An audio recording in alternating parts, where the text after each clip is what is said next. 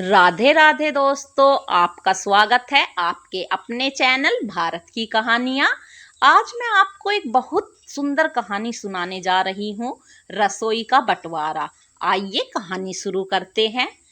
यह कथा है एक छोटे से गांव की, जहाँ शांति और हर्ष का माहौल था। उस गांव में एक शयानी और कुशल महिला रहती थी, जिसका नाम था जानकी। जानकी का एक बड़ा परिवार था, जिसमें उसका बेटा रामू, बहू सीता और उनकी 3 छोटी बच्चियां शामिल थी। जानकी की रसोई पूरे गांव में मशहूर थी, क्योंकि वह हर पकवान को अपने हाथों से बनाकर स्वाद में 4 चांद लगा देती थी। समय बीतता गया और जानकी के अब बूढ़े होने के कारण उसकी हालत कमजोर होती गई। उसने अपने बेटे और बहू को बुलाकर कहा, रामू और सीता, मेरी तबीयत अब ठीक नहीं रहती, इसीलिए मैं चाहती हूँ कि आज से रसोई की जिम्मेदारी तुम दोनों संभालो।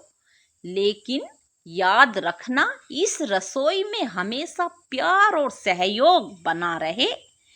रामू और सीता ने उसकी बात मान ली और रसोई का काम संभालने का जिम्मा लिया। लेकिन जब रसोई का जिम्मा उनके ऊपर आया तो आपसी मतभेद शुरू हो गए।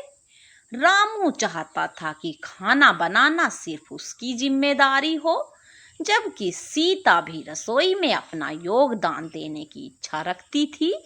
धीरे धीरे ये मतभेद झगड़े में बदल गए और रसोई का वातावरण गर्म हो गया। इस समस्या को सुलझाने के लिए जानकी ने एक दिन दोनों को अपने पास बुलाया और कहा, देखो बच्चों, रसोई का बंटवारा कैसे किया जा सकता है। एक रास्ता निकालना ही पड़ेगा ताकि सब कुछ शांति से चले। जानकी ने सुझाव दिया कि रसोई को 2 हिस्सों में बांटा जाए, एक हिस्सा रामू का और दूसरा हिस्सा सीता का। अगले दिन से रामू और सीता ने अपना अपना हिस्सा संभाला। रामू ने अपने हिस्से में अपने तरीके से खाना बनाना शुरू किया, जबकि सीता ने अपने हिस्से में अपने पारंपरिक और स्वादिष्ट रेसिपीज के साथ काम शुरू किया। दोनों ने अपना अपना काम बखूबी निभाया। लेकिन कुछ ही दिनों में गांव वालों को यह महसूस हुआ कि अब जानकी के हाथों का वह पुराना स्वाद नहीं आ रहा था। रामू और सीता के बीच की संघर्ष का असर खाने के स्वाद पर पड़ने लगा था। लोग धीरे धीरे उस पुराने स्वाद को याद करने लगे और जानकी से उसके बारे में पूछने लगे।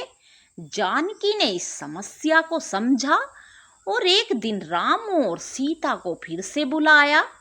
उसने कहा, बच्चों, खाने का असली स्वाद प्यार, सहयोग और एकता में है। यदि तुम दोनों अलग अलग काम करोगे तो खाने में वह पहले जैसा स्वाद कभी नहीं आ सकेगा। हमें फिर से कोशिश करनी चाहिए कि दोनों मिलकर काम करें और अपने अपने गुणों को मिलाएं। रामू और सीता ने यह जानकी की बात मान ली और फिर से मिलकर काम करने का फैसला किया। इस बार उन्होंने मिलकर काम करने की योजना बनाई। रामू ने सीता की रेसिपीज को ध्यान से सीखा और सीता ने रामू के खाने बनाने के तरीके को समझा। दोनों ने मिलकर खाना बनाना शुरू किया और धीरे धीरे रसोई में फिर से वही पुराना स्वाद लौट आया। गांव वाले फिर से जानकी की रसोई के खाने की तारीफ करने लगे। इस बार रामू और सीता के बीच कोई मतभेद नहीं था। दोनों ने मिलकर काम किया और रसोई को पहले से भी अधिक शानदार बना दिया। वे समझ गए थे कि जब तक सहयोग और एकता नहीं होगी, तब तक कोई काम सफल नहीं होगा। इस प्रकार रसोई का बंटवारा अब एकता और सहयोग में बदल गया। जानकी के आशीर्वाद और रामू सीता के मेहनत से उनकी रसोई गांव की सबसे प्रसिद्ध रसोई बन गई। जानकी ने उन्हें यह सिखाया कि किसी भी काम में सफल होने के लिए प्यार, सहयोग और एकता बहुत महत्वपूर्ण है। तो आज की कहानी यहीं पर खत्म होती है दोस्तों। कमेंट करके जरूर बताना ये कहानी कैसी लगी। चैनल को सब्सक्राइब करना, अपना सपोर्ट बनाए रखना। धन्यवाद दोस्तों। राधे राधे।